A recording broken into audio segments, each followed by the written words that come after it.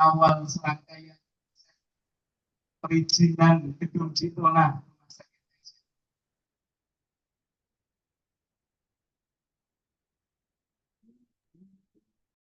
Bagaimana?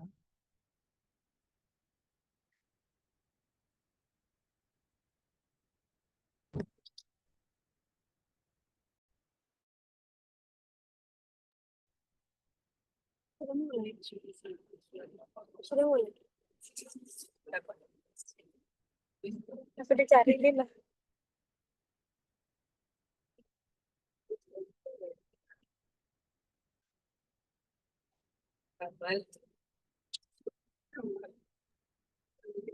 Bentar kita tunggu dulu ya, Pak. Bismillahirrahmanirrahim.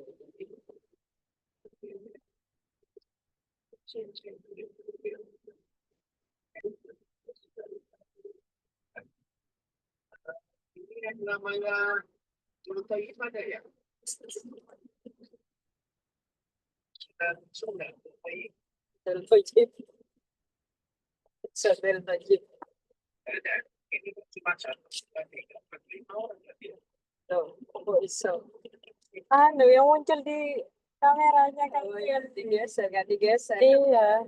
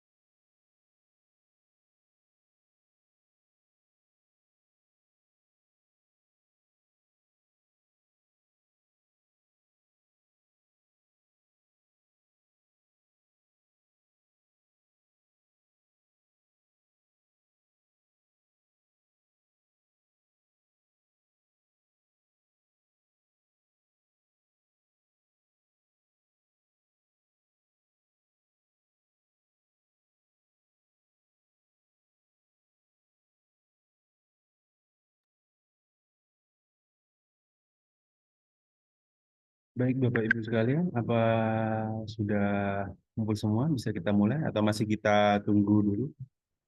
Sepertinya masih sedikit atau bagaimana?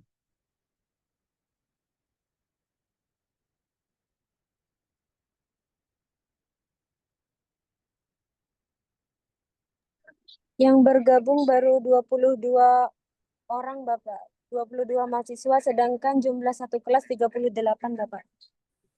Baik, kita tunggu 5 menit, 7 menit lagi. Bagaimana?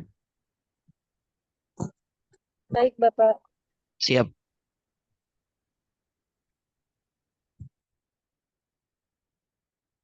Ini kan sepertinya sudah ada link record ya. Nanti mungkin bisa di-share di grup, izin dosen.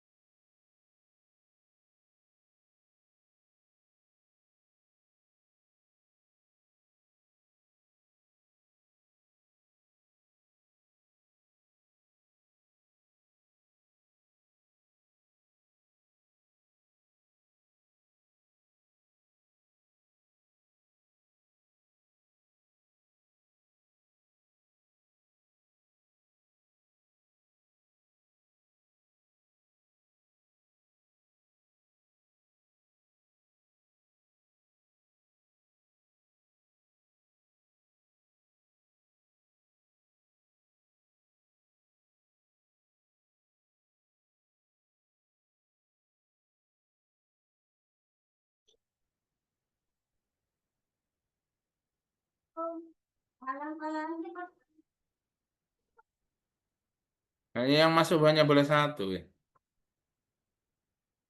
Yang masuk.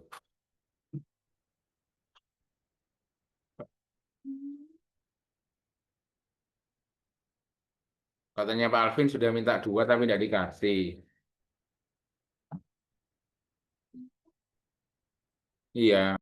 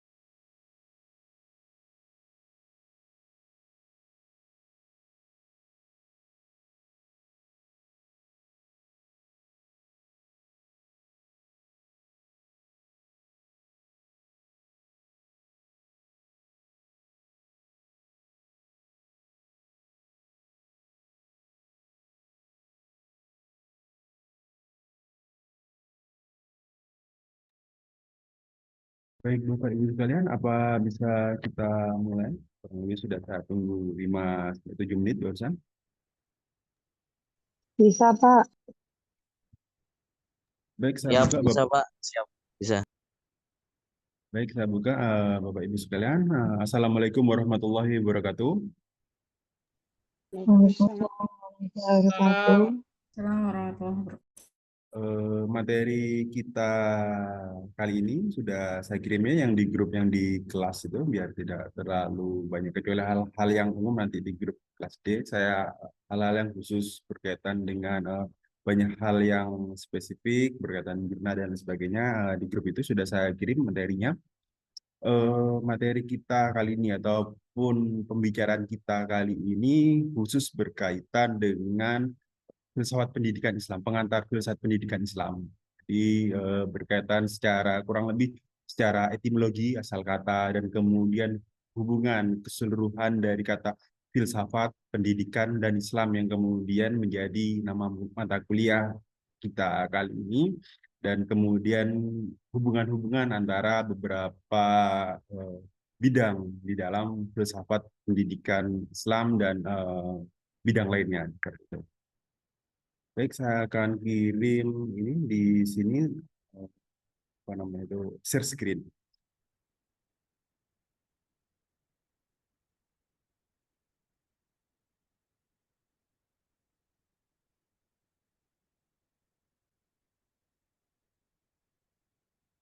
Baik, Bapak Ibu sekalian itu kalau kemudian masih apa namanya ini agak nggak langsung gitu, tapi alhamdulillah kalau kemudian bisa langsung terlihat, kalau nggak langsung terlihat itu bisa di PowerPoint ya di PDF yang saya kirim.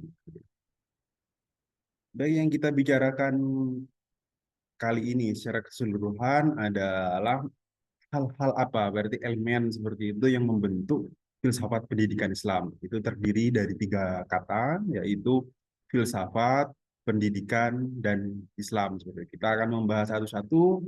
Kalau di dalam filsafat itu dianalisa. Dianalisa itu artinya dipecah-pecah, lalu kemudian dijelaskan, lalu nanti disambung lagi. Nah, disambung lagi itu kita sebut di filsafat disebut dengan sintesa ataupun penyatuan. Lalu kemudian dijelaskan apa makna keseluruhan dari hal-hal yang dianalisa tadi.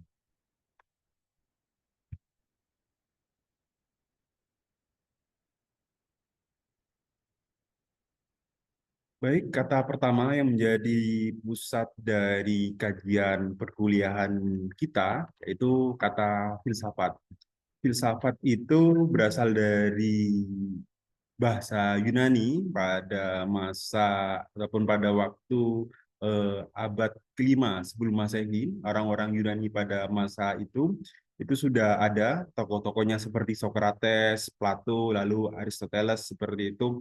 eh, sudah ada nama yang kemudian mengarahkan kepada hal tersebut seperti itu.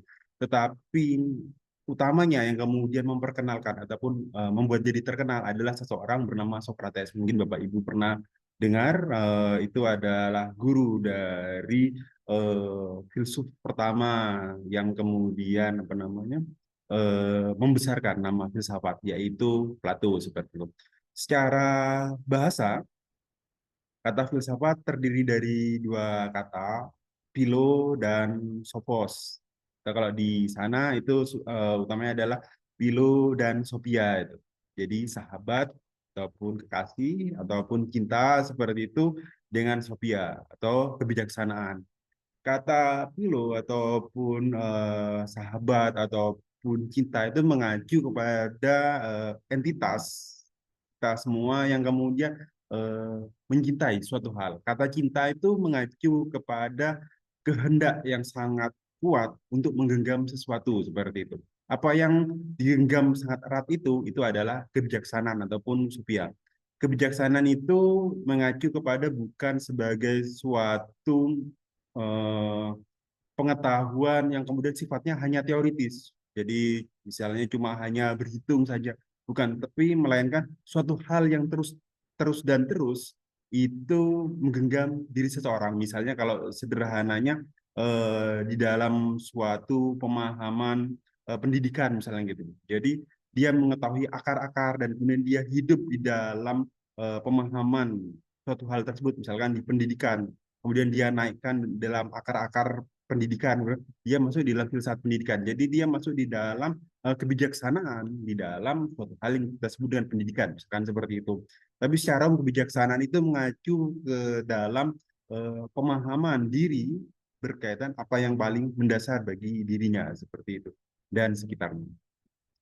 Kalau Hasan Sadli dalam bukunya tahun 1984 tersebut mengatakan filsafat menurut asal katanya adalah cinta akan kebenaran. Ini mengacu kepada bangunan pengetahuan seperti itu ya. Jadi secara umum, tapi itu secara umum kemudian kita mendefinisikan apa namanya ukuran kebenaran dan lain sebagainya. Tapi kita membicarakan hal yang umum saja dulu berkaitan dengan definisi filsafat. Jadi secara kesimpulan, filsafat adalah cinta ilmu pengetahuan atau kebenaran. Jadi kalau di dalam agamanya itu disebut dengan hikmah seperti itu. Jadi kalau secara umum mirip dengan kata hikmah dan kebijaksanaan itu sendiri.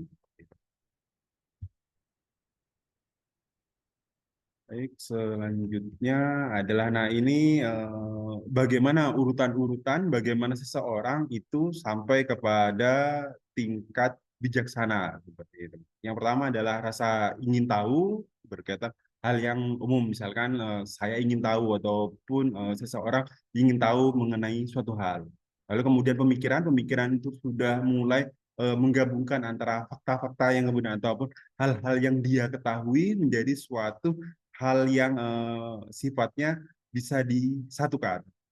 Misalnya, saya mengetahui misalkan data-data berkaitan misalnya berkaitan dengan kemacetan misalnya di Surabaya, lalu kemudian banyaknya ini kecelakaan di Surabaya, lalu kemudian kita menyatukan sebagai suatu pemikiran apa yang menjadi suatu permasalahan lalu lintas di apa namanya di Surabaya misalnya.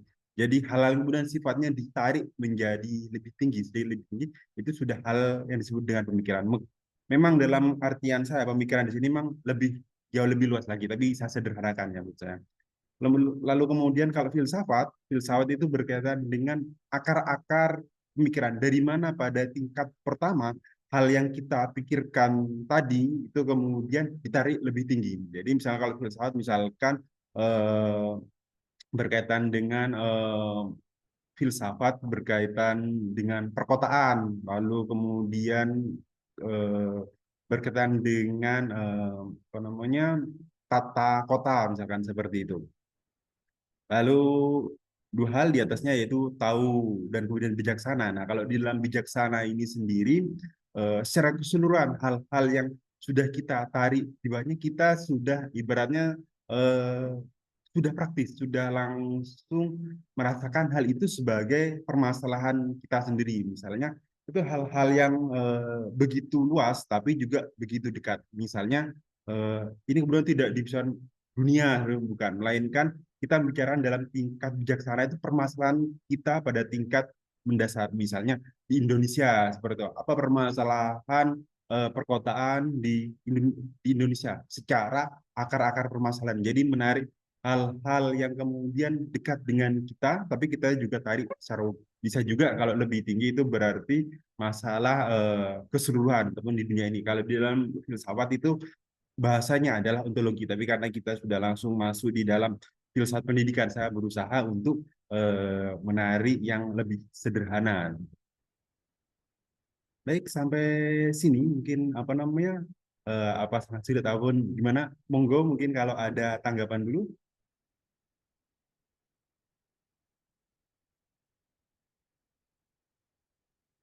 Tidak ada ya Bapak Ibu, bisa saya langsung lanjut? Ya, lanjut Pak.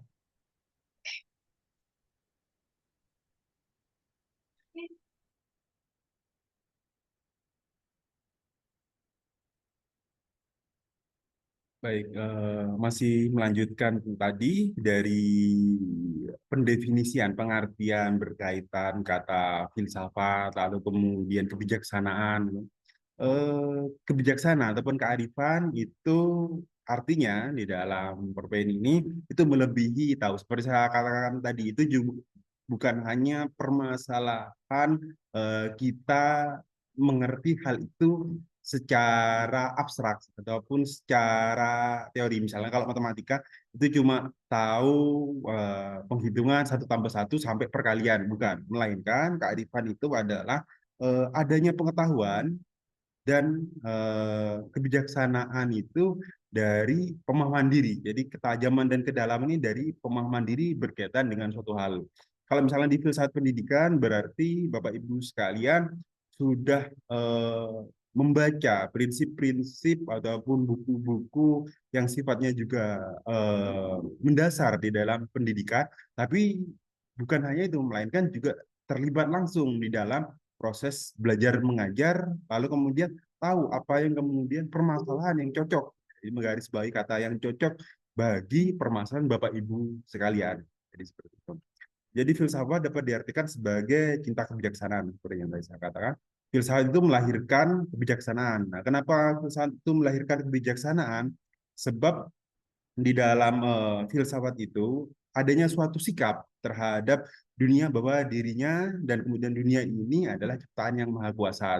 Jadi yang pertama memang dia punya yaitu tadi ngerti bahwa saya ini misalnya posisinya sebagai seorang guru misalnya seperti itu, bagaimana kemudian bertindak yang bijak berkaitan. Nah, di sini definisi bijak kita kembalikan dari pemahaman diri kita berkaitan suatu hal yang kemudian kita permasalahan di dalam kehidupan sehari-hari. Kita sudah tahu, tetapi bukan tahu, paham lebih tepatnya mengerti seperti berkaitan suatu hal dari sekitar kita dan diri kita. Lalu kemudian secara terminologi ataupun kata seperti itu ya, peristilahan filsafat itu dalam kamus besar itu disebut sebagai pengetahuan dan penyelidikan dengan akal budi mengenai hakikat segala yang ada. Jadi ini memang sudah masuk ke filsafat secara umum. Kalau secara dari kamus bahasa Indonesia memang itu diartikan sebagai hal-hal yang sifatnya hakikat sebenarnya ada. Memang arti secara umumnya seperti itu. Itu dalam kajian itu disebut ontologi berkaitan dengan pertanyaan mengenai keseluruhan yang ada, sistem-sistemnya seperti apa. Tapi kita akan lebih sederhanakan aja lagi berkaitan langsung di filsafat pendidikan Islam. Baik, ini saya akan cuma sedikit masukan saja berkaitan Plato dan Al-Farabi saja.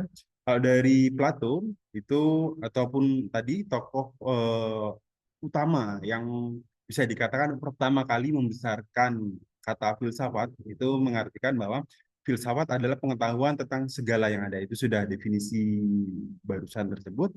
Kalau dari Al-Farabi, salah satu filsuf Muslim terbesar, seperti salah satu, itu melihat bahwa filsafat adalah ilmu pengetahuan tentang alam wujud, alam yang kemudian mewujud dan bertujuan menyelidiki hakikat ataupun struktur dasar dari hal-hal yang kemudian sifatnya alam maupun non fisik seperti itu.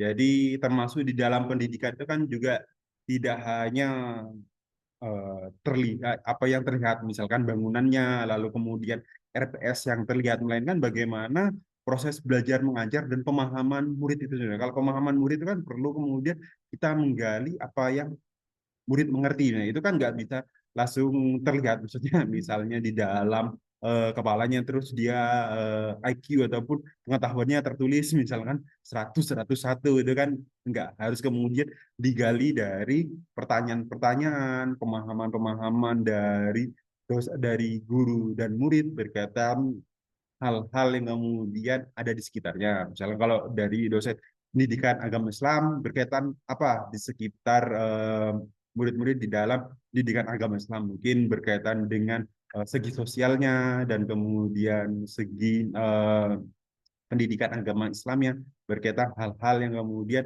sifatnya itu bisa dibangun dari tanya jawab.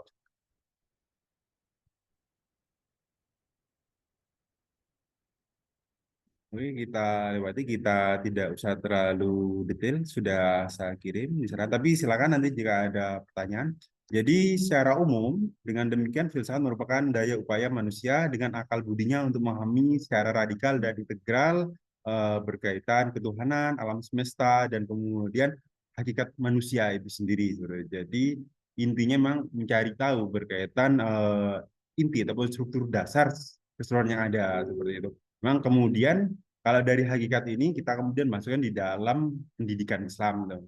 Jadi kalau dari filsafat itu sendiri memang itu tidak membicarakan mengenai cuma manusia yang ini ataupun manusia yang itu. Jadi sifatnya itu nggak sebagian-sebagian, melainkan langsung menarik secara akar. Jadi radikal itu diartikan akar, akar dari keseluruhan pemahaman kita. Lalu kemudian kata sistematik itu tadi disatukan menjadi suatu bangunan teoritis saudara, ataupun bangunan kalau bahasa di filsafat itu memang bangunan filosofis itu sendiri.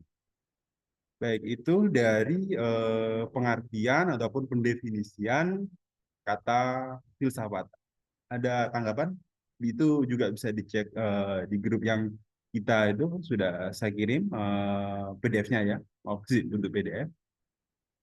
Ada tanggapan, Bapak Ibu sekalian? Jadi kita lebih ke dialogis saja, enggak apa-apa. Sebab kalau di hasilnya kan memang luaran itu seperti itu. Jadi kalau di kelas kita biasanya kalau di pasca sarjana itu nggak harus ini ya apa namanya dianggap begitu eh, teoritis ataupun dari hal yang kemudian itu dari PowerPoint-nya misalnya seperti itu nggak harus. Jadi kita dialog saja karena sebenarnya juga posisinya juga sama beda kalau kemudian mahasiswa S1 itu kan kemudian memang dari awal itu perlu di ini apa namanya ini materi 1 2 kalau ini kita melihatnya sama jadi dialog saja tidak apa-apa Bapak Ibu sekalian. Baik, ada tanggapan? Kalau tidak ada, berarti saya akan masuk ke pembahasan ataupun kata selanjutnya dari pendidikan.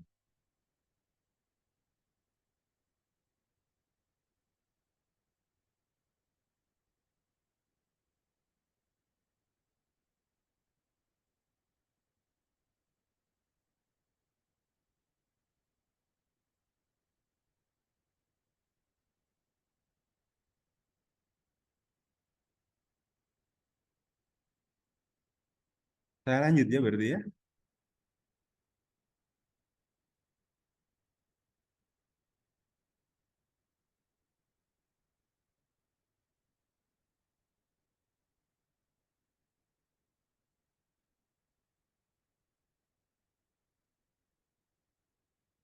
Bagaimana Bapak Ibu? Saya lanjut berarti ya. Oke. Selanjutnya dari kata pendidikan itu dari bahasa Yunani juga. Mohon maaf sebelumnya. Ini tapi suara saya terdengar kan ya? Dengar, Pak. Dengar. Kata selanjutnya adalah pendidikan seperti itu. Secara asal kata atau etimologi, kata pendidikan berasal dari bahasa Yunani. Nah, bahasa Yunani juga memang kata-kata awal yang kemudian digunakan di apa namanya bahasa Inggris itu memang dari kata-kata akarnya itu dari bahasa Yunani, kemudian itu juga dialih bahasa dari kata pendidikan dalam tingkat konseptual ya adalah kata pedagogi seperti itu. Jadi di dalam bahasa Yunani kata pedagogi itu berasal dari, mohon maaf kalau ini saya salah dalam pelafalannya, ped atau anak, lalu kemudian agogos yang kemudian artinya membimbing. Gitu. Jadi itu kalau diartikan secara literal itu sebagai ilmu dan seni mengajar anak atau the art of science of teaching children. Nah, di dalam bahasa Yunani, pendidikan itu agak berubah sedikit, itu kemudian menjadi eduker, jadi itu membawa lebih tinggi, jadi tidak hanya berkaitan anak yang diajari, melainkan keseluruhan mengeluarkan, menuntun, dan kemudian suatu tindakan untuk merealisasikan potensi anak yang dibawa pada waktu dilahirkan, seperti itu. Jadi kalau tadi hanya diajarkan seperti itu bagaimana ataupun cara mengajar saja, tapi di dalam bahasa Romawi itu dibawa kepada keseluruhan proses untuk menuntun, misalkan itu bagaimana anak itu sampai di proses di tingkat tertinggi dalam tingkat pemahaman atau pengetahuannya. Lalu selanjutnya di dalam bahasa Jerman itu ada juga yang disebut dengan Erziehung. Itu hampir sama dengan eduker di atas, yang artinya adalah ini terpotong nih berarti.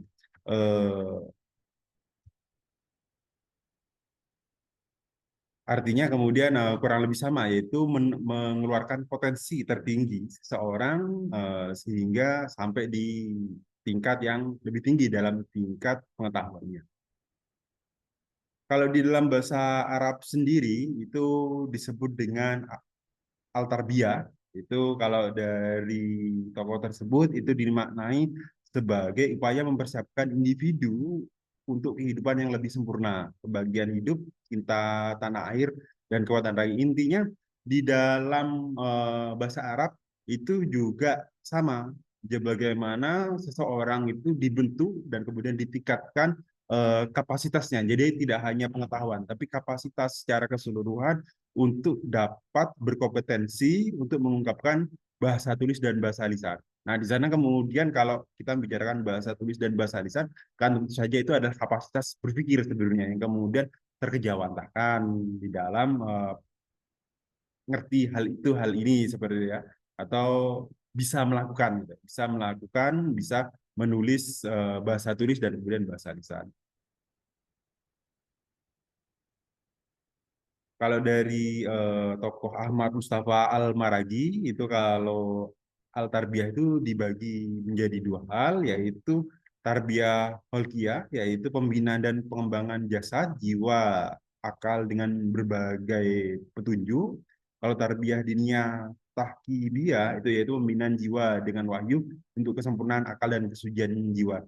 Agaknya itu kalau yang pertama itu kemudian sifatnya pengetahuan umum seperti itu. Yang kedua itu langsung pengetahuan yang sifatnya langsung dari agama.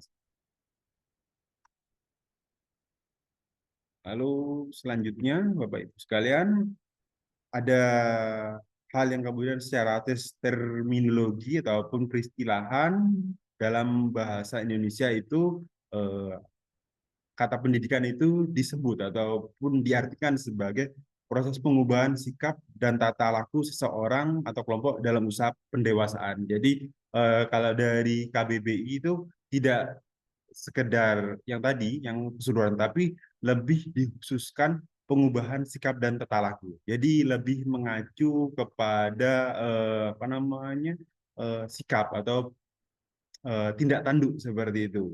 Jadi mungkin yang kemudian sifatnya pengetahuan dan hal-hal sifatnya teoritis itu kemudian dibedakan dari eh, pengubahan sikap dan tata laku ini sendiri. Jadi diutamakannya adalah pengubahan sikap dan tata laku. Jadi bagaimana seseorang itu bertindak secara baik dan kemudian bertindak secara jujur dan lain sebagainya. Kalau dari Ki Hajar Dewantara sendiri, salah satu tokoh pendidikan di Indonesia, itu melihat bahwa dasar di dalam pikiran manusia, khususnya anak-anak, itu kemudian perlu untuk dimajukan. Jadi bagaimana kesempurnaan hidup itu dibangun dari tingkat pertama, yaitu anak-anak, sehingga selaras dengan alam dan masyarakatnya. Memang seperti itu. Jadi kalau misalnya di Amerika misalnya itu berbeda alam dan kemudian keselarasan dengan alam dan masyarakatnya dengan di Indonesia. Kalau dari Ahmad D. Marimba itu melihat bahwa pendidikan adalah bimbingan atau pemimpin yang secara sadar oleh pendidik. Jadi itu lebih mengutamakan bagaimana pembentukan kepribadian seseorang atau disebut dengan insan kamil oleh pendidik. Jadi pendidik itu yang kemudian punya porsi utama di dalam memajukan pendidikan itu. Baik, sebelumnya ada tanggapan Bapak Ibu sekalian?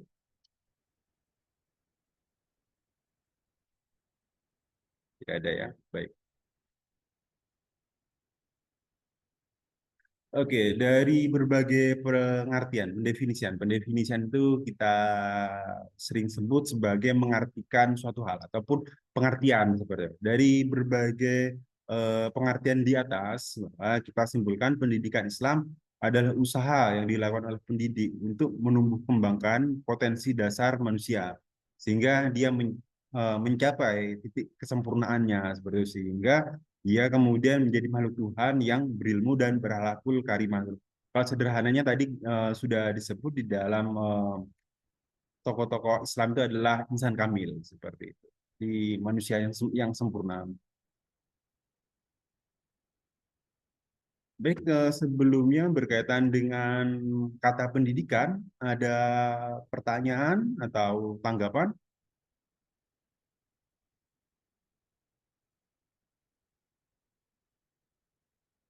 Saya pikir kurang lebih saya berusaha untuk menyederhanakan di ini ya, apa namanya di tingkat langsung saya apa namanya di pendidikan Islam misalkan seperti itu.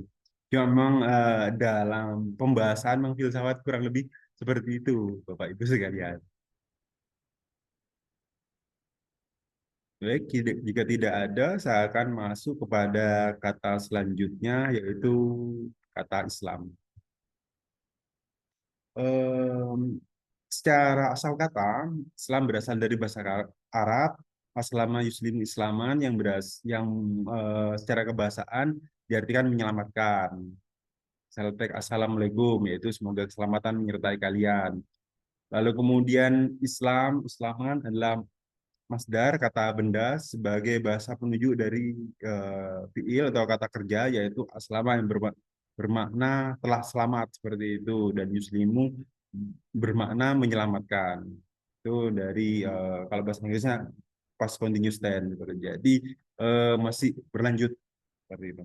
Jadi di dalam kata Islam itu memiliki arti penyerahan atau penyerahan diri sepenuhnya pada Allah seperti itu.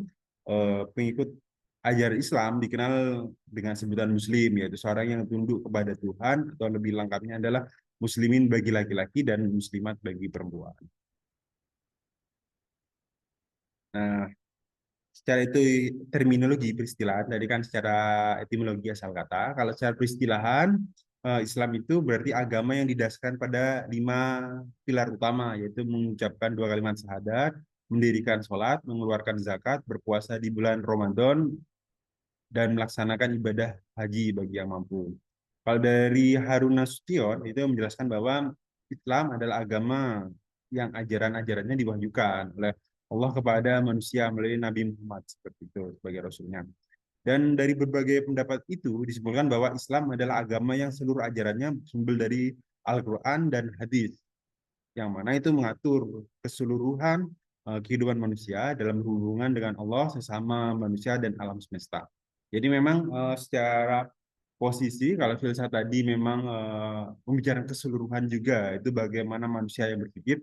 Kalau Islam sudah secara prinsip itu adalah agama yang keseluruhan ajarannya itu dari Al-Quran dan hadis, yang intinya adalah kemudian menuntun kehidupan manusia. Jadi sudah ada prinsip-prinsip yang bersumber dari Al-Quran dan hadis tersebut. Itu poinnya. Saya lanjut. Lalu kalau kemudian keseluruhan digabungkan Bapak Ibu sekalian sebagai suatu nama besar, khususnya di dalam mata kuliah kita, Filsafat Pendidikan Islam.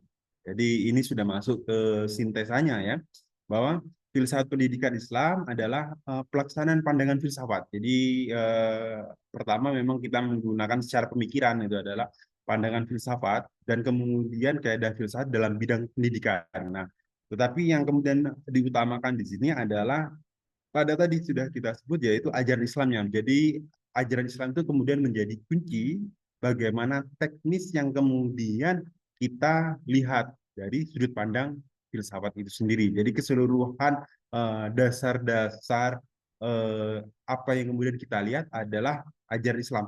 Cuma bagaimana memandangnya, bagaimana arah lalu kemudian mendetilkannya lebih tepatnya di situ itu menggunakan sudut pandang ataupun kacamata filsafat. Kalau dari Zuhair ini menjelaskan bahwa filsafat pendidikan Islam adalah studi tentang pandangan filosofis dan sistem dan aliran filsafat dalam Islam berkaitan masalah-masalah pendidikan dan kemudian bagaimana pengaruhnya terhadap pertumbuhan dan perkembangan Muslim seperti itu, dan umat Islam secara keseluruhan. Jadi memang itu sebagai suatu studi, tapi mungkin lebih tepatnya berkaitan dengan filsafat adalah bangunan pemikiran sebenarnya secara keseluruhan untuk melihat secara umum berkaitan tadi aliran filsafat dalam Islam terhadap masalah-masalah kependidikan. Jadi dalam poin yang hampir sama, bagaimana memikirkannya itu dalam tingkat filsafat, tapi keseluruhan inti yang kemudian dibicarakan adalah Islam, khususnya masalah-masalah pendidikan di situ. Kalau dari Abdudin Nata melihat atau mendefinisikan filsafat pendidikan Islam sebagai suatu kajian filosofis berkaitan dengan masalah yang terdapat dalam kegiatan pendidikan. Itu didasarkan dari Al-Quran dan hadis. Itu hampir sama dengan yang Umar Muhammad itu, bahwa keseluruhan permasalahan pendidikan itu dibangun dari filsafat pendidikan itu sendiri, didasarkan dari Al-Quran dan hadis sebagai sumber primer, dan pendapat-pendapat para filsuf sebagai sumber sekundernya.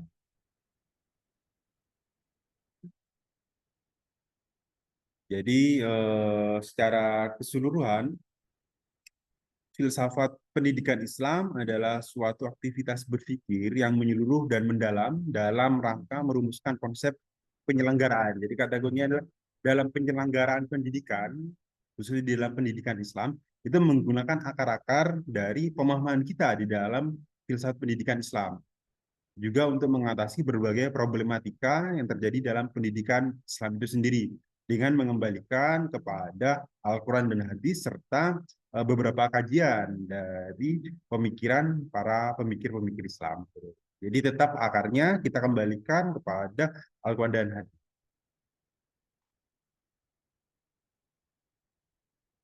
Lalu di situ arah ataupun peta untuk kita melihat bagaimana filsafat pendidikan Islam. Jadi kalau dari kajiannya itu tadi yang sungguh-sungguh menyeluruh dalam objektif spekulatif itu memang dasarnya adalah filsafat. Bagaimana sudut pandangnya itu ya, kacamata untuk melihatnya.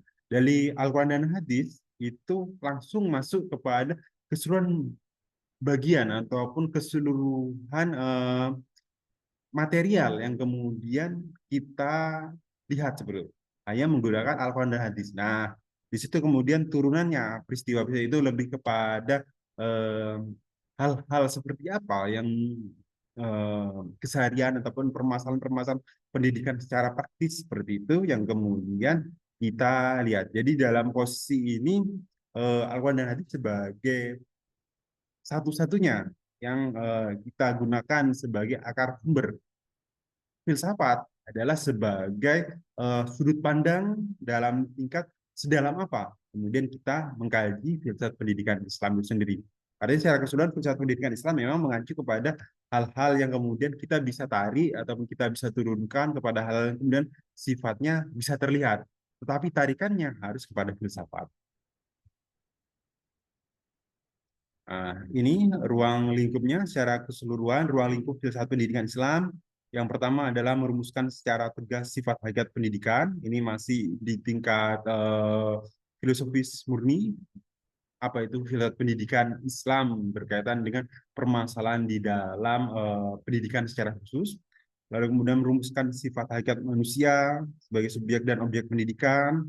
Lalu kemudian merumuskan secara tegas hubungan filsafat pendidikan, agama, dan kebudayaan. Lalu merumuskan hubungan antara filsafat pendidikan, teori pendidikan. Nah, ini sudah masuk lebih teknis lagi, lebih sederhana lagi, yaitu di dalam teori pendidikan. Kan banyak teori-teori pendidikan, misalkan teori pendidikan, kalau di dalam keislaman, dan lain sebagainya, seperti itu sudah masuk agak lebih teknis yang langsung nanti akan diterapkan. Lalu kemudian merumuskan hubungan antara filsafat negara, filsafat pendidikan, dan politik pendidikan. Ini masuk di dalam bangunannya negara. Memang perlu bagaimana dasar negara, lalu kemudian bagaimana hubungan dengan filsafat pendidikannya, dan kemudian politik pendidikannya. Lalu kemudian yang terakhir adalah merumuskan tentang sistem-sistem nilai, norma, atau isi moral pendidikan yang merupakan tujuan pendidikan. Nah, ini sudah bisa langsung masuk ke dalam sekolah. Jadi itu kan nilai norma apa yang kemudian ada di dalam sekolah yang itu menjadi prinsip dasar pendidikan di suatu sekolah, itu tetap harus ditarik sebagai suatu ngerti ataupun pemahaman yang holistis ataupun pemahaman yang menyeluruh berkaitan dengan pendidikan itu sendiri. Jadi secara keseluruhan ruang lingkup filsafat pendidikan atau filsafat pendidikan Islam menurut saya adalah masalah-masalah yang terdapat dalam kegiatan pendidikan Islam, seperti masalah tujuan pendidikan Islam, masalah guru, kurikulum, metode, dan lingkungan. Nah, itu masalah-masalah teknis itu sebetulnya bukan masalah sepele seperti itu, melainkan sebetulnya adalah masalah yang kemudian kalau ditarik ke atas itu ada akar filsafatnya, yaitu filsafat pendidikan Islam. Kita memang tidak bisa, maksudnya kita bisa tidak langsung berhubungan dengan hal-hal yang teknis itu, tetapi sebetulnya masalah-masalah yang teknis itu juga berhubungan dengan hal yang kemudian sifatnya sangat meluas seperti di filsafat pendidikan Islam itu.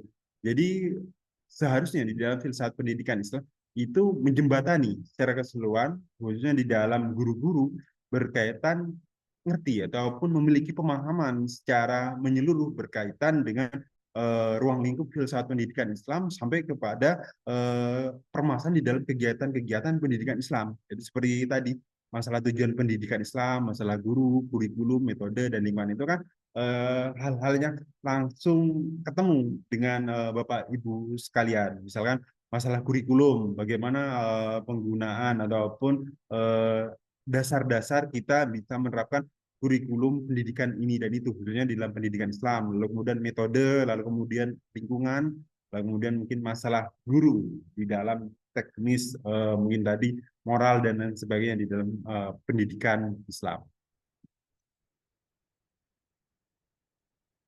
Jadi itu sudah saya gambarkan. Secara keseluruhan itu ruang lingkupnya misalkan ada di dalam peserta didik, pendidik, kurikulum, tujuan, dasar, sumber dana, proses, strategi, metode, lingkungan, sarana, dan fasilitas, sistem evaluasi itu masih berhubungan dengan pendidikan Islam, khususnya kalau ditarik secara yang paling tinggi dari pendidikan Islam adalah filsafat pendidikan Islam, seperti itu Bapak Ibu sekalian. Itu menjadi kunci dari pemahaman kita di dalam filsafat pendidikan Islam ini dari tingkat yang paling abstrak, yang paling apa namanya ini ya rumit seperti itu, sampai sebetulnya yang paling sehari-hari seperti itu di dalam pendidikan Islam. Jadi kalau kemudian kita melihat lagi, jadi ada landasannya tadi yaitu dari Al-Quran dan Hadis seperti itu menjadi landasan filsafat pendidikan Islam. Lalu kemudian apa kritik-kritik berarti permasalahan-permasalahan di tingkat yang paling mendalam sampai di tingkat yang paling teknis. Misalnya dalam keseharian tadi itu masalah kurikulum, masalah guru dan lain sebagainya. Lalu kemudian kita cari evaluasi, kita mencari solusi-solusi berkaitan apa permasalahan-permasalahan yang ada di dalam pendidikan Islam. Lalu yang terakhir Bapak Ibu sekalian adalah kemudian kemungkinan cara ataupun metode pengembangan filsafat pendidikan Islam. Yang pertama kalau dalam filsafat Islam itu disebut dengan kita bertafakur gitu. Jadi secara perenungan kita berpikir secara mendalam berkaitan dengan situasi kita mencari inti-inti permasalahan. Bisa juga kita selesaikan dalam tingkat diskusi seperti itu. Tapi tentu permasalahan-permasalahan bukan permasalahan sederhana kita selesaikan hanya hal-hal yang sederhana, melainkan apa akar permasalahannya. Yang kedua, kalau dari filsafat Islam itu kita kemudian harus menyerahkan kembali kepada Islam. Hal-hal yang kemudian kita permasalahkan itu kita kembalikan kepada syariah Islam ataupun syariat Islam. Lalu kemudian kita bisa meneliti analisa bahasa, apa kemudian bagaimana kita menafsirkan ataupun mentakwilkan ayat-ayat Al-Quran itu kemudian menjadi suatu praktik konkret untuk menyelesaikan permasalahan-permasalahan keseharian. Lalu kemudian kita bisa membaca peristiwa sejarah sebagai petunjuk berkaitan dengan bagaimana kita menyelesaikan permasalahan-permasalahan yang ada di hari ini. Yang terakhir adalah kemudian pendekatan ilmiah. Itu saya pikir Bapak Ibu sudah lumayan tahu juga bagaimana melakukan penelitian-penelitian ilmiah. Baik, itu materi kita secara keseluruhan hari ini. Apakah ada tanggapan?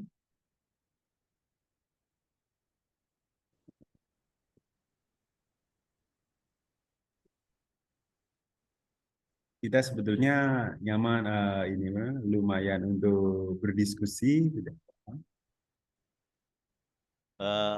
Iya Pak, tanya. Baik. Pak Fadli yang bertanya? Boleh tanya Pak dosen? Iya, boleh. Saya Pak Mada Pak dosen mau bertanya ya. Iya. Yang pertama tentang filsafat ya. Apakah seseorang dalam mencari kebenaran atau berfilsafat itu memungkinkan untuk dia melakukan atau mencari kebenaran berfilsafat itu sendiri Pak dosen, melalui pengalaman atau melalui dan lain sebagainya tanpa seorang guru, ataukah harus nyai guru baru dia bisa yang menunjukkan sesuatu dalam filsafat pendidikan berasal dari Al-Quran dan Al-Hadis. Apakah atau diperbolehkan atau memungkinkan karena kita berpikir secara integral ya, menyeluruh, tidak hanya dari Al-Quran Al-Hadis. Kadang kan ada teori-teori dari atau pemikiran-pemikiran kan bisa di suatu kebenaran dan lain sebagainya. Apakah memungkinkan untuk dipergunakan seperti itu? Terima kasih Pak dosen. Baik, Bapak Ibu sekalian. Di dalam pemikiran filsafat secara keseluruhan, kalau kemudian kita mengembalikan lagi filsafat seperti itu memang dibangun dari suatu pemikiran berkaitan suatu permasalahan. Misalnya kita khususkan di dalam filsafat pendidikan Islam seperti itu. Itu suatu permasalahan-permasalahan. Tetapi saya mengatakan itu dalam tingkat yang detail ataupun itu filsafatnya. Eh, saya tidak sampai harus di sana. Kita bisa membicarakan hal yang kemudian sifatnya filosofis itu ataupun mendasar saja ya, tidak sampai filosofis. Filsafat itu berarti kan menarik akar dari yang ada gitu, Pak Manda. Kalau hal itu biasanya sebenarnya dalam tingkat filsafat ataupun dari dosen-dosen filsafat seperti itu, dia punya gambaran besar berkaitan filsafatnya gitu. Dan itu pun agak sulit untuk satu orang dan orang lain pasti akan sama kalau itu filsafat murni seperti itu.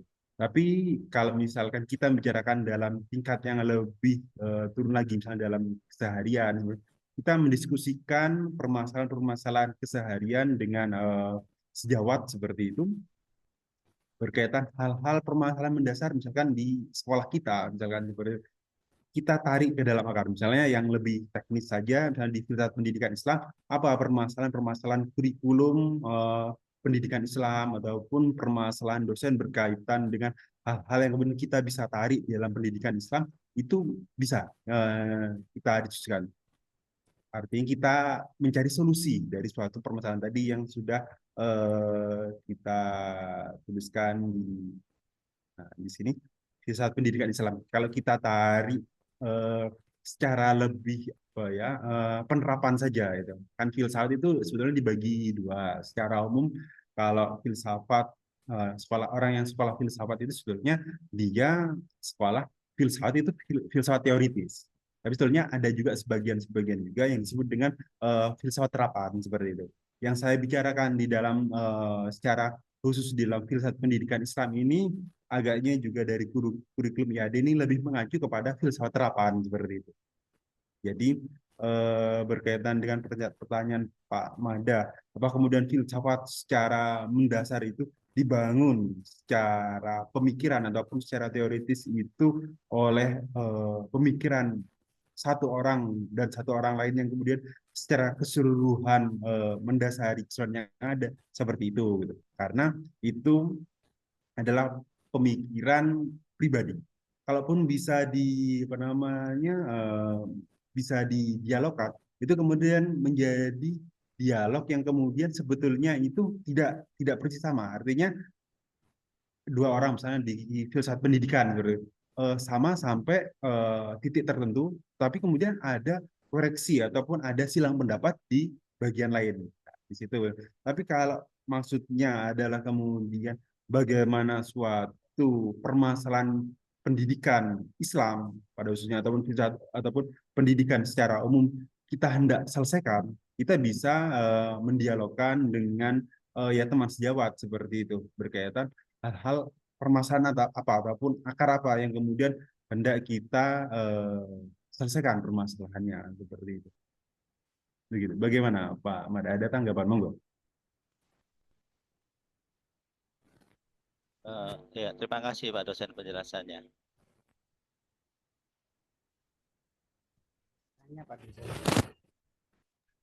Ada lagi yang mungkin kita sharing ataupun enggak apa-apa. Ini kan materinya memang lumayan ya filsafat ya. Tapi keseharian enggak apa-apa. Jadi kita juga sharing. Mungkin saya bisa masuk di tingkat filsafatnya bagaimana. Tapi hal-hal yang kemudian sifatnya juga keseharian seperti itu enggak apa-apa. Tanya Pak dosen, Baik, Bapak. Pak Imam Solihin, iya, Pak. eh, kapan ilmu filsafat itu masuk di dalam pendidikan Islam? Terima kasih. Bisa diulang, Pak? Kapan ilmu filsafat itu masuk ke dalam pendidikan Islam?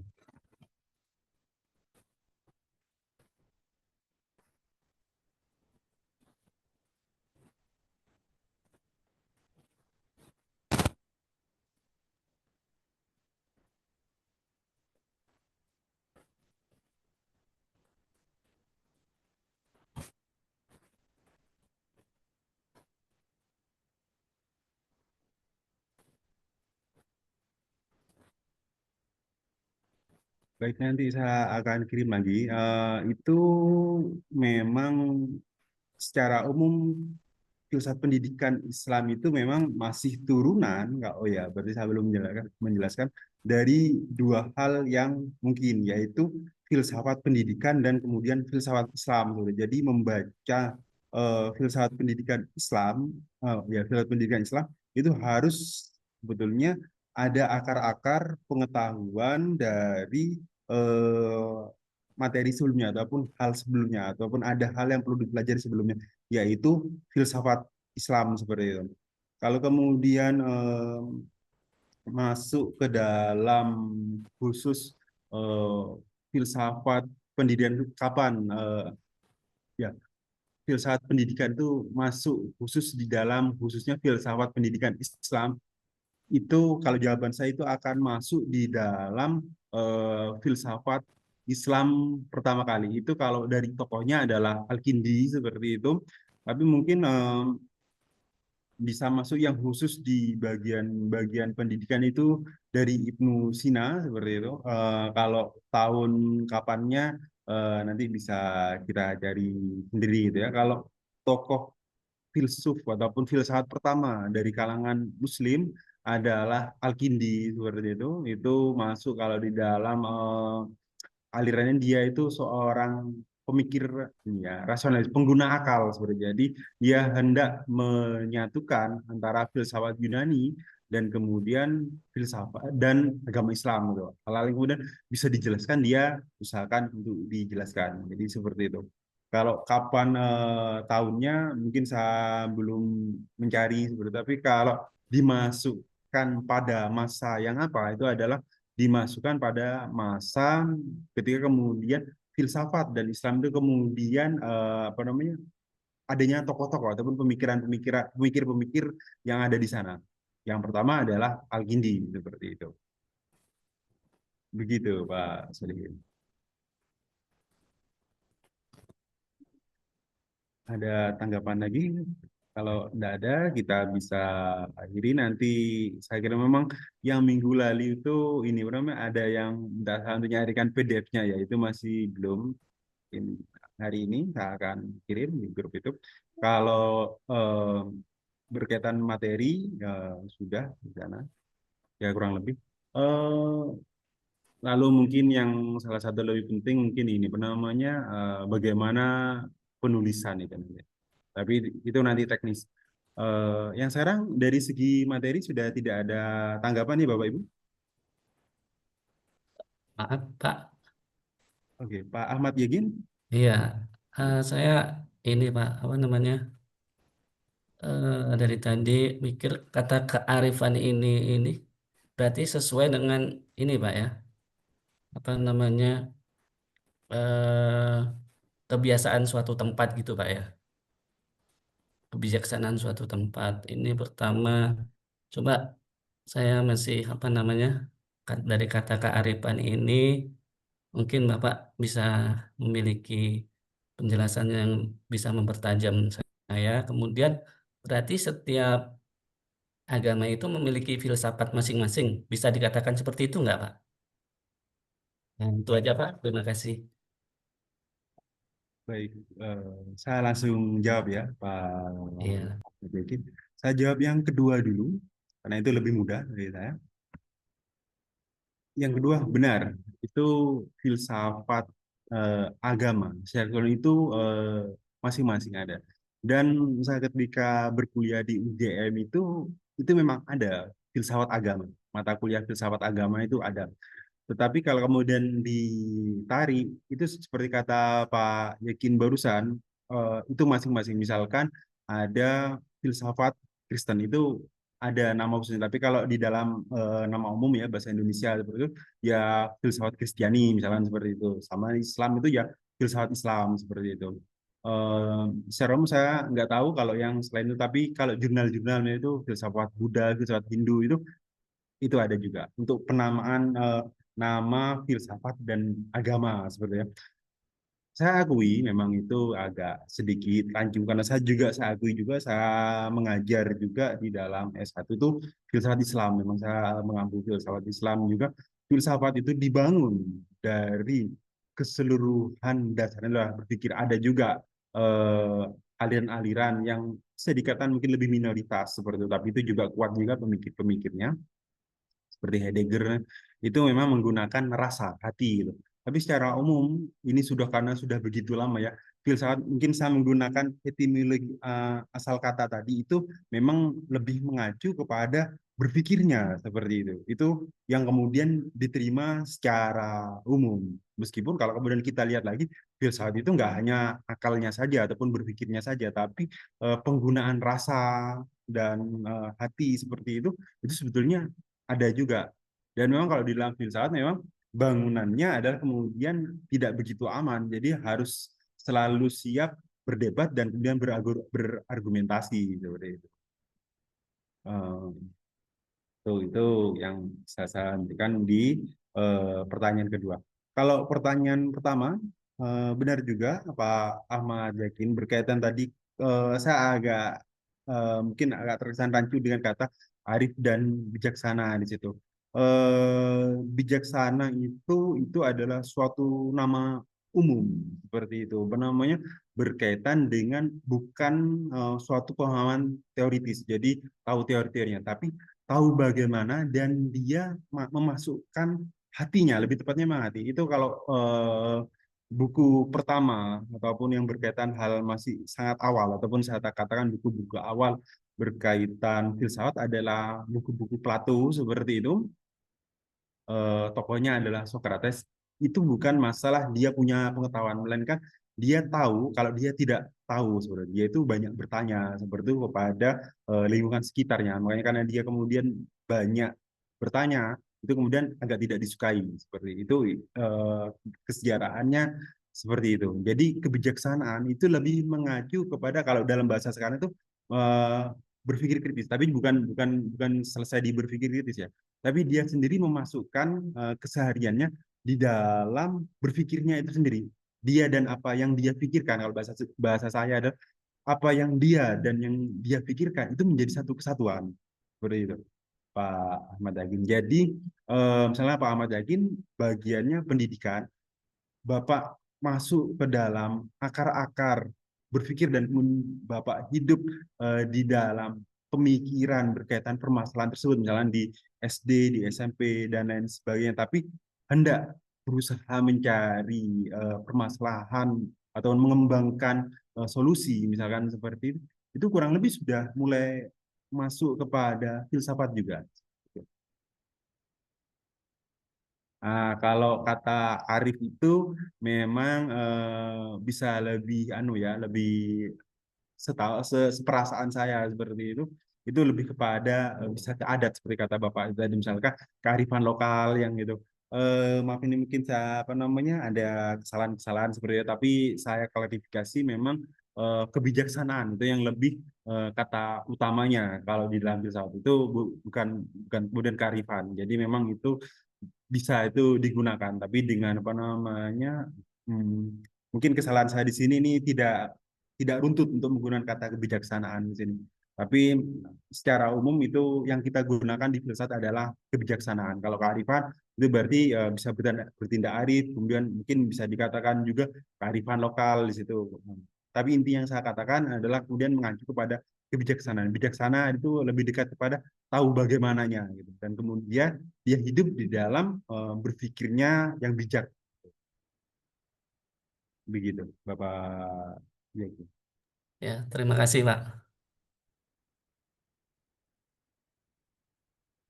Baik, sudah tidak ada tanggapan lagi, Bapak Ibu sekalian. Kalau tidak ada, kita akan masuk ke hal-hal yang kemudian sifatnya teknis. Kita mulai apa yang akan saya jelaskan, karena memang secara keseluruhan, secara kurikulum dan secara perkuliahan kita tuh dibangun dari outcome based education itu, luaran itu bagaimana tanggapan ataupun perencanaannya.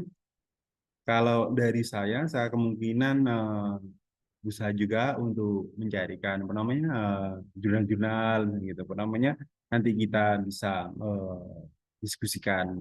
Tapi dari teman-teman sendiri sudah punya gambaran walaupun ini kan saya persiapan soalnya nanti takutnya di ujung daripada mendadak seperti itu. Atau hal-hal lain yang kemudian sudah sifatnya teknis, mungkin Bu Alfi,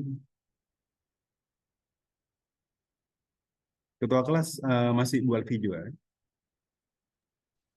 Iya, Pak. Ah,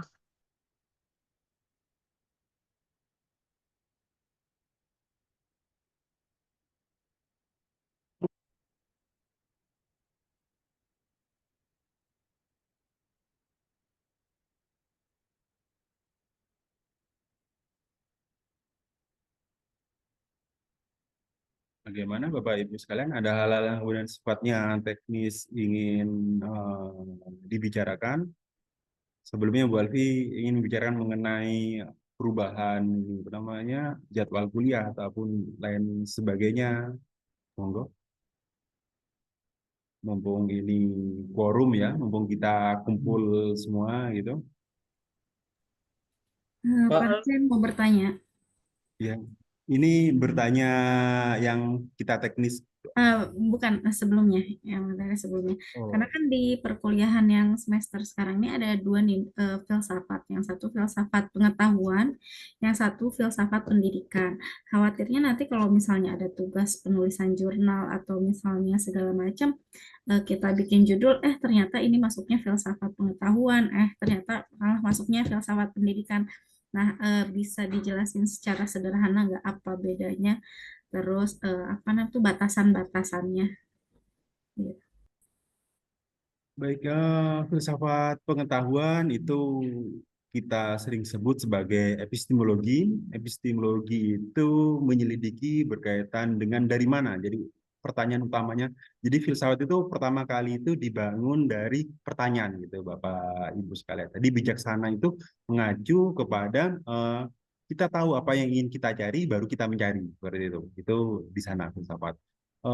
Filsafat pengetahuan atau epistemologi adalah salah satu cabang filsafat yang kemudian memang menyelidiki atau mencari berkaitan asal-usul pengetahuan kita. Jadi dasar pengetahuan, bagaimana kita mendapatkan pengetahuan tersebut, lalu kita kemudian memverifikasi ataupun mengatakan apa yang kemudian kita ketahui itu memang tepat atau sebagaimana juga orang lain melihatnya seperti itu.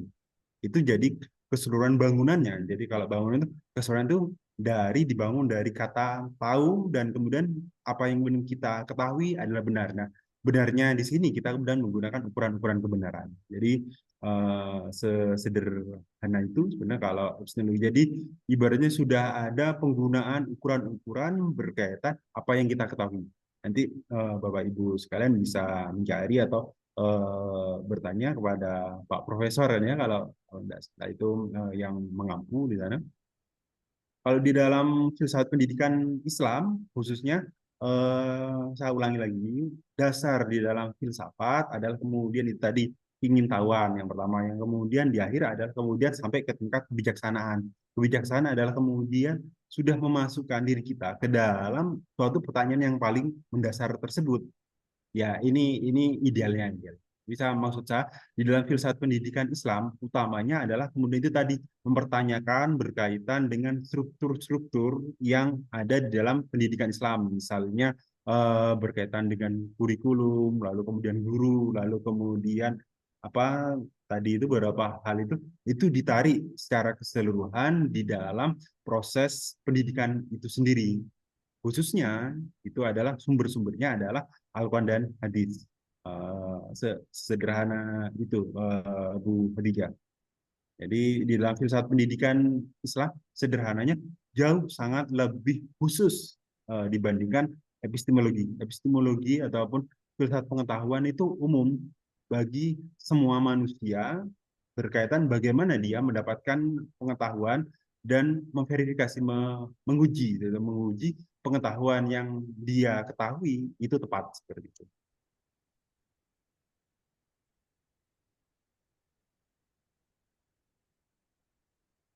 Punya gambaran. Memang nggak bisa kadang langsung gitu kan dirasakan dulu nanti dicari lagi. Iya. Cuman baru nanggepin, oh kayaknya Perbedaannya kayaknya ruang lingkupnya aja deh gitu.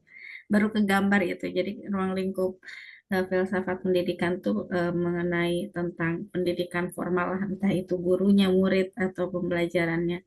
Sementara kalau misalnya filsafat pengetahuan tuh berarti dari awalnya dari adanya dari dalam diri ada rasa ingin tahu, terus dia mencari tahu segala macam, baru ke pendidikan gitu. Baru ke gambarnya kayak gitu.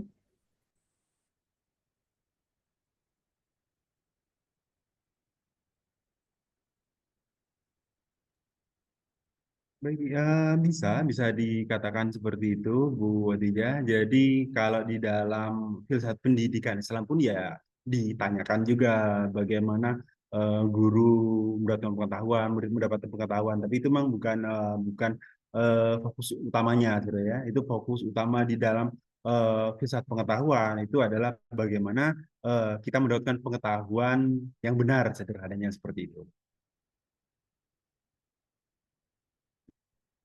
Mungkin itu dulu ya, Bu Khadijah ya. Baik, bagaimana Bu Alfi, tanggapan dari teman-teman berkaitan mungkin perubahan jadwal atau hal-hal lainnya berkaitan teknis penulisan dan lain sebagainya. Mungkin ada informasi atau yang lain? Ya, Pak, saya Pak. Oke, Pak Hozingge. Ya, ini untuk mengenai jadwal, kalau ini mah pandangan saya pribadi itu mengikuti jadwal yang sudah ada aja dari kampus. Karena kan di ini kan ada kelas buat offline juga ya hari Sabtu gitu. Jadi kalau misalkan ditukar-tukar lagi nanti khawatirnya ya jadwalnya 2 kali gitu gitu. Jadi mungkin tetap kalau menurut saya mungkin tetap aja kalau dipindah ke malam itu kan rata-rata nih teman-teman biasanya punya kegiatan biasanya pada habis maghrib biasanya ada kadang-kadang ada ustadz-ustadz ngisi pengajian biasanya kayak gitu kan. Tapi kalau hari ini sih nggak masalah sih walau kalau saya pribadi seperti itu gitu. Ya, Setuju. seperti itu. Ya. Baik, bagaimana? Jadi saya mengikuti sebenarnya, saya mengikuti. Saya sudah bilang ke Bu Alfi juga, saya mengikuti. Cuma enaknya sekarang ini biar kita pastikan. Monggo, bagaimana kelas? Bu Alif, Iya, Sedang eh, kalau saya pribadi, saya kembalikan lagi ke teman-teman karena kemarin ada beberapa yang eh, memiliki berhalangan ya, berhalangan karena masih di sekolah, masih mengajar dan lain sebagainya.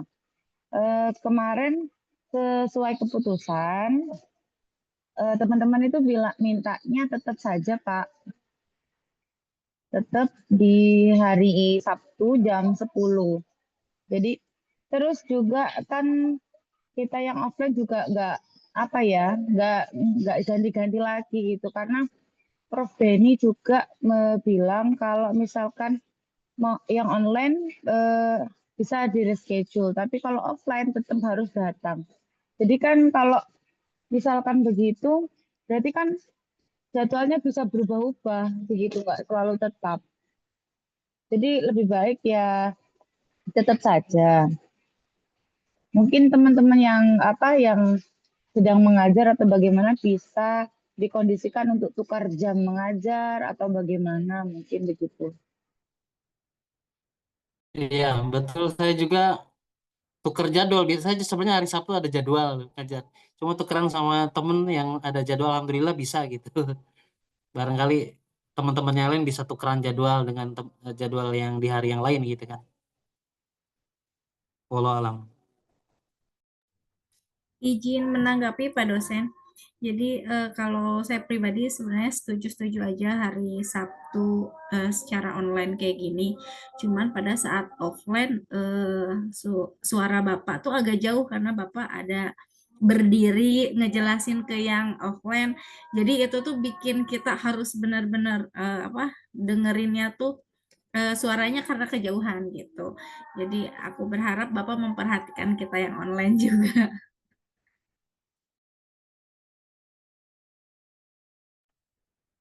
Baik, nanti saya akan jelaskan 2 kali berarti seperti itu. Kemarin kan ini pertemuan pertama saya juga ini juga.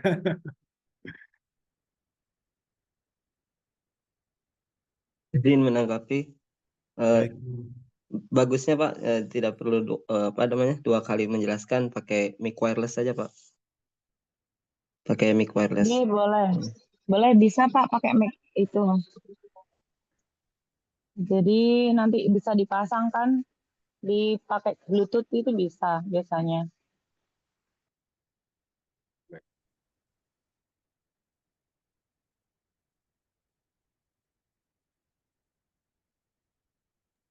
Baik, Terus ini Pak, masalah untuk jurnal itu, saya masih tidak masih bingung. Jurnal ini tugasnya kita sudah diberikan materi apa yang akan kita buat jurnal, atau Pak Rifki yang akan memberikan kami ini apa namanya materi apa yang harus dibuat untuk jurnal.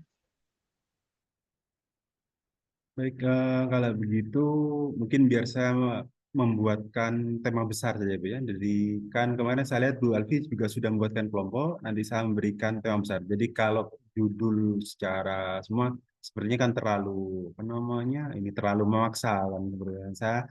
Maksud saya memberikan tema itu pun juga terserah juga apa namanya langsung pasti situ, cuma saya memberikan gambaran saja sebagai fungsi.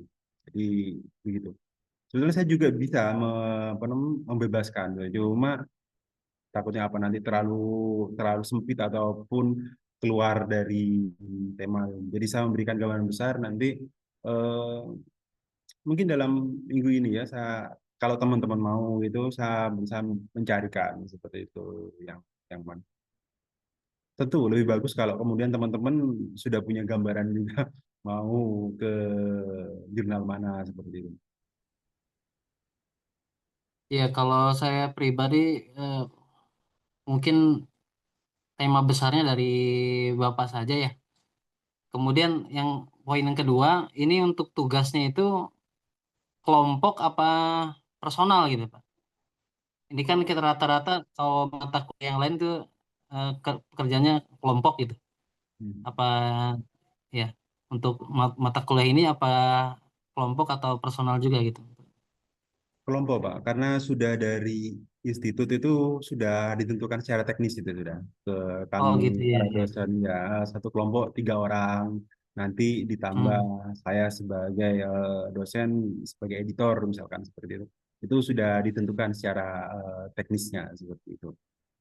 Cuma yang belum itu nanti ke temanya apa seperti itu, lalu kemudian jurnalnya kemana itu yang kita selesaikan per kelas seperti itu. Apa sih? Iya, terima kasih Pak. Berarti minggu depan aja Pak ya tugasnya nunggu tema daring jenengan. Karena biar enggak semua mata kuliah kita ada tugas gitu kan. Biar apa? Betul Bu, betul Bu. Bergantian gitu. Biar ada jeda. Ini Pak ya, kan berarti kan jurnal ini kan tidak harus selesai dalam beberapa minggu. Ini kan sebagai tugas akhir kita kan, ketika nanti UAS ini dipublikasikan. Jadi misalkan berjalannya kuliah ini selama 1 semester ini, kita kan bisa ya mengkonsultasikan hasil jurnal kita, apa kekurangannya atau apa yang perlu ditambahkan begitu nggih? Kita sudah mulai menghitung di sana buat karena juga yang di S1 juga sudah diarah ke situ juga. Saya menghitung begini, ini terburuknya ya Bu Elvi, itu di pertemuan ke-10 kita sudah mengarahkan ke sana, tapi paling enggak di pertemuan 12 lah seperti itu. Jadi karena saya pikir juga ini ya, keseluruhan di IAD itu sudah diarahkan, bukan pokoknya penggunaan kurikulum outcome based education ataupun luaran ini secara keseluruhan, khususnya kalau misalkan di pasca itu kan tadi sudah dikatakan semuanya tugas, karena memang seperti itu. Jadi sebagai materi ataupun perkuliahan terjadi ya seperti biasa seperti itu. Tapi Bapak Ibu sekalian dan saya juga menempatkan tujuan ataupun penilaiannya itu ada di luaran itu sendiri, di artikel itu sendiri. Saya memperhitungkan ya kalau bagusnya itu di pertemuan ke-10 itu sudah saya nanti koreksi mungkin 2 minggu 10 sampai misalnya pertemuan 10 sampai 12 seperti itu. Tapi pun kalau enggak ya sudah di pertemuan 12 sampai pertemuan 14 saya sebagai editornya nanti kita mulai masukkan di sana. Artinya kemudian di pertemuan 12 ke 12 itu sudah. Jadi bukan nanti ini masa UAS kita baru masukkan, itu nggak cukup soalnya kan jelas penilaian kan juga harus saya masukkan di dalam bingkai semester ini seperti itu buat ini. Untuk ini Pak, konsultasi jurnalnya bagaimana nanti teknisnya? Kan ini kan ada kemarin ada 12 kelompok ya yang dibentuk. Ini nanti teknis untuk konsultasinya bagaimana? Kalau paling bagusnya biar diketahui semua sih di grup. Tapi kalau enggak pribadi berarti tidak apa-apa sudah. Yang kemarin juga berarti yang di kelas itu kan 6 orang ya, Balvia. Nanti kelompoknya mungkin sudah dipecah.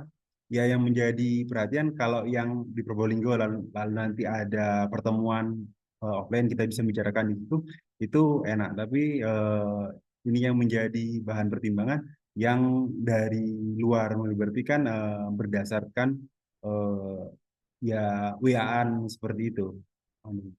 Ya WA dengan saya seperti itu. Bagaimana kemarin pembagian? Sudah seperti itu? Iya Pak, kemarin pembagian kelompoknya yang ada di Jawa Timur sebagai ketua. Jadi ketuanya kemarin itu dari Probolinggo, dari Sidoarjo, Surabaya, sama dari Bojonegoro. Itu yang jadi ketuanya. Tapi yang untuk yang dari Subang, dari Berau, kemudian dari Kairo itu semuanya ini memilih ketuanya sendiri-sendiri.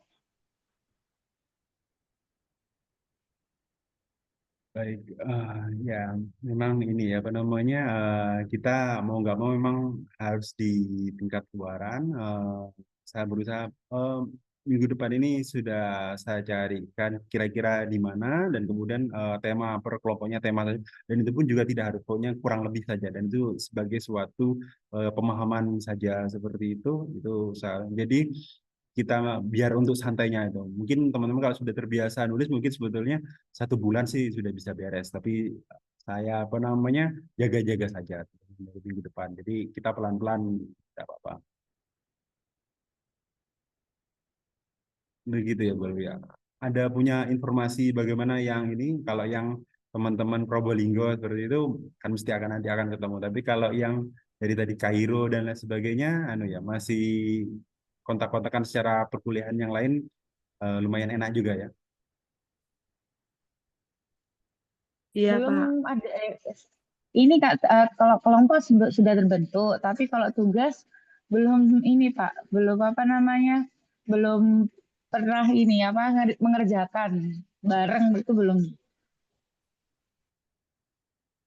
Tapi insya Allah nanti kan sudah dibentuk kelompok, jadi bisa diskusi kecil kan sesuai dengan kelompoknya masing-masing. Nanti misalkan ada kesulitan atau kendala, mungkin nanti bisa tanya dulu sama yang teman-teman yang terdekat dari Probolinggo. Nanti ketika offline nanti bisa disampaikan ke Pak Rizky atau bisa langsung ke Pak Rizky langsung.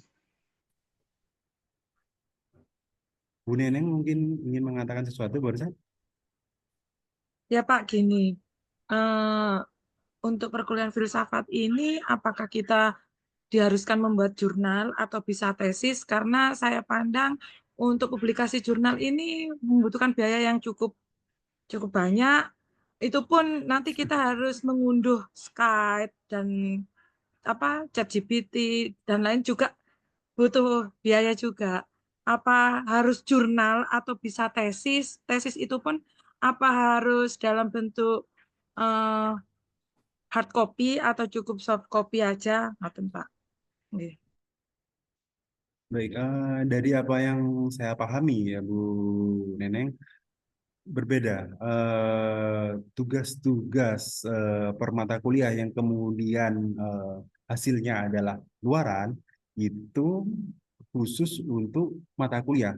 Ini dari IAD ya, penugasannya seperti itu. Jadi kami diberitahu memang penggunaannya adalah yaitu dari kurikulumnya, dari bangunan kurikulumnya adalah outcome based education luaran itu per mata kuliah jadi sendiri.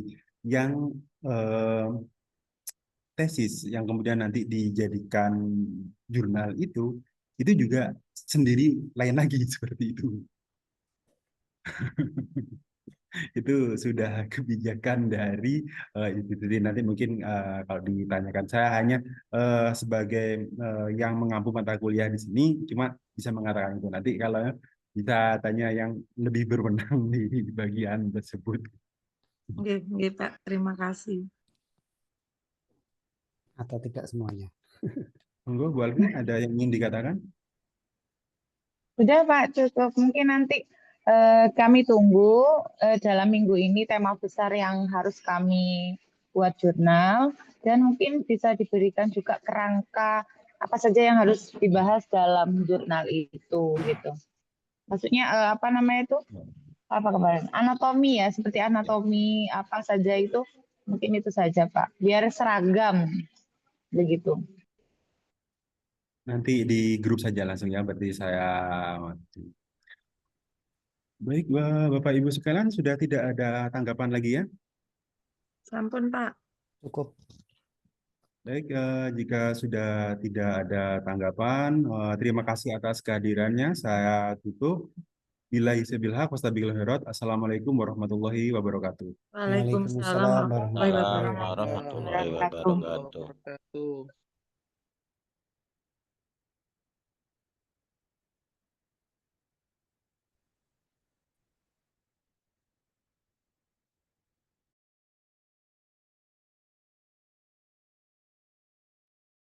Izin live dulu ya Bapak Ibu. Assalamualaikum. Waalaikumsalam. Kirain ada yang mau dibahas. Assalamualaikum.